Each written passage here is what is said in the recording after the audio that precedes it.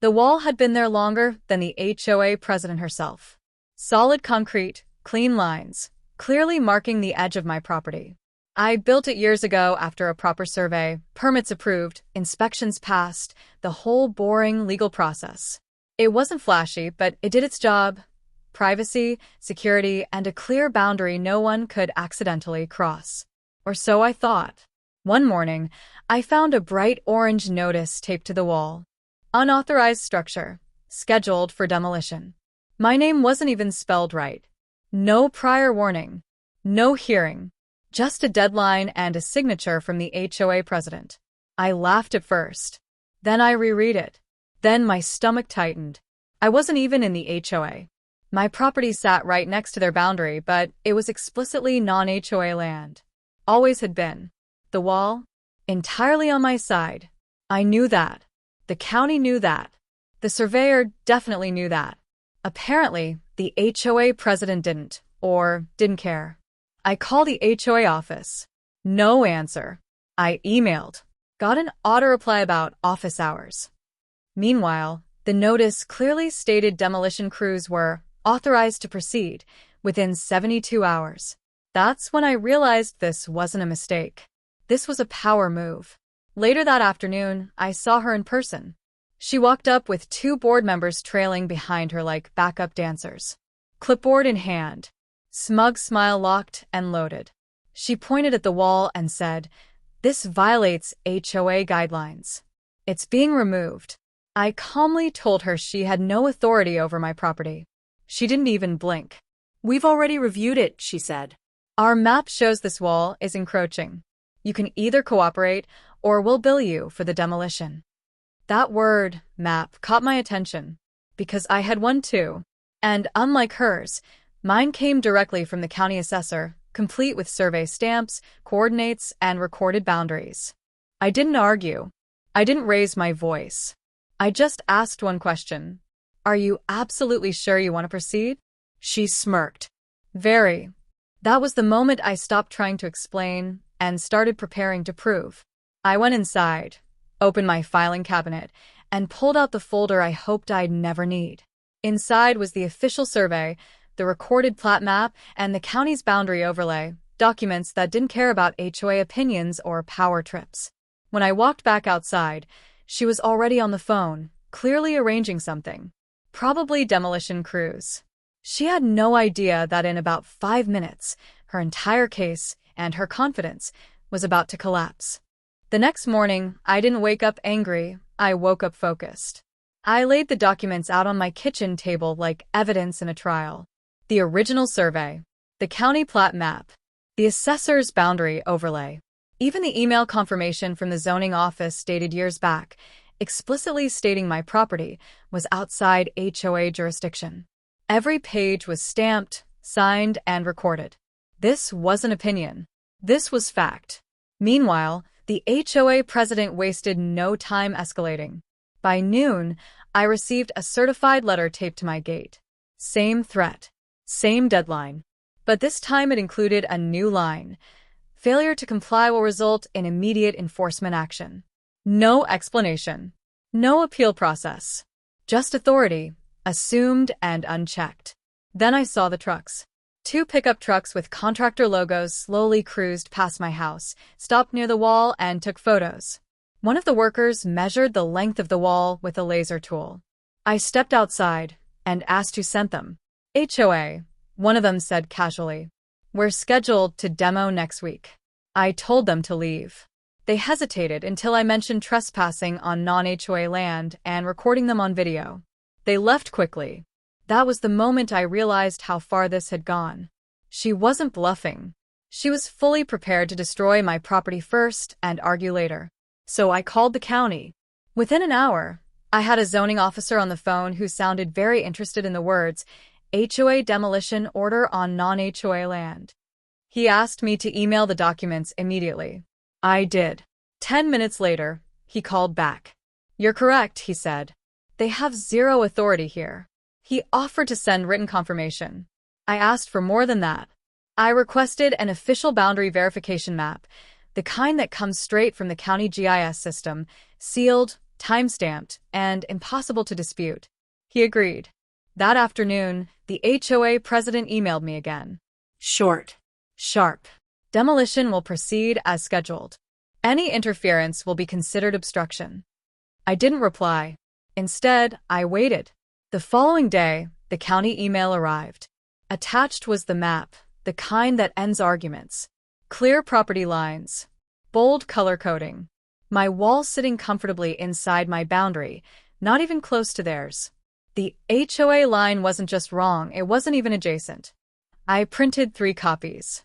One for me, one for my lawyer, and one for the HOA president. Because the next confrontation wasn't going to be about opinions or power. It was going to be about evidence. And I was about to watch her confidence disappear in real time. The HOA meeting was scheduled for Thursday evening, and for the first time, I actually looked forward to one. I didn't announce I was coming. I didn't email. I didn't argue online. I just showed up, official map tucked neatly inside a folder, like a loaded weapon I had no intention of firing until the moment was perfect. The room was packed. Homeowners whispered. Board members shuffled papers. And right at the center of it all sat the HOA president, calm and confident, already mid-speech about unauthorized structures and community standards. Then she said my name. She pointed toward an image on the projector, my wall, zoomed in, highlighted in red. This wall, she declared, was built illegally and will be removed to restore compliance. That's when I stood up. The room went quiet in that uncomfortable, sudden way, like everyone sensed something had just shifted. I'd like to respond, I said. She smiled. Not a friendly smile. The kind that assumes control. You'll have 3 minutes, she replied. But this decision has already been made. Perfect. I walked to the front and placed the map on the table, face down. Then I started slow. I've heard the word illegal used a lot tonight, I said. So before anything gets demolished, I think we should establish one basic fact. I flipped the map over. The seal was visible instantly. County header. GIS reference number. Date stamped from the previous week.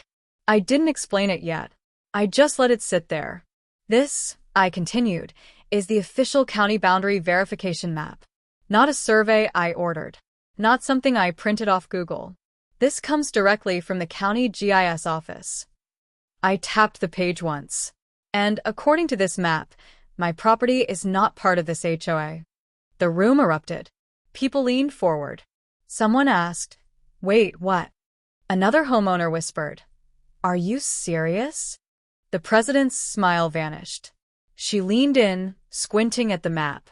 Then she laughed, sharp and nervous. "That's not correct," she said quickly. Our records don't override the county." I interrupted, still calm. "And if you look right here," I traced the boundary line with my finger. "You'll see the HOA and 63 feet before my wall even begins." Silence. One of the board members cleared his throat and asked, "Is that verified?" I slid a second copy across the table. "Yes," I said. "And if demolition proceeds, it will be the HOA committing documented property damage on land it does not control."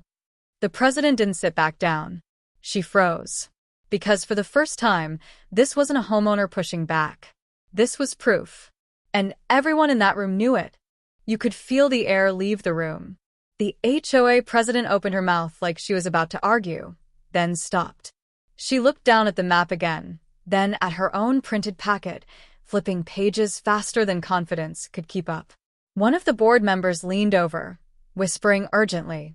Another adjusted his glasses and stared at the county seal like it had personally offended him. "This meeting will take a short recess," she said suddenly, voice tight. She stood up too fast. Her chair scraped loudly across the floor. "No," I said, not raising my voice. "Before you recess, I want something on the record." That stopped her. I turned slightly, so everyone could hear. Demolition crews were already contacted. Contractors were on my property taking measurements. If that wall had come down, it would have been intentional destruction of private property outside HOA jurisdiction. A murmur rippled through the room. One homeowner asked the question everyone was thinking. Are you saying the HOA could have been sued? My lawyer, who had quietly arrived and taken a seat in the back, stood up. Yes, he said. Extensively.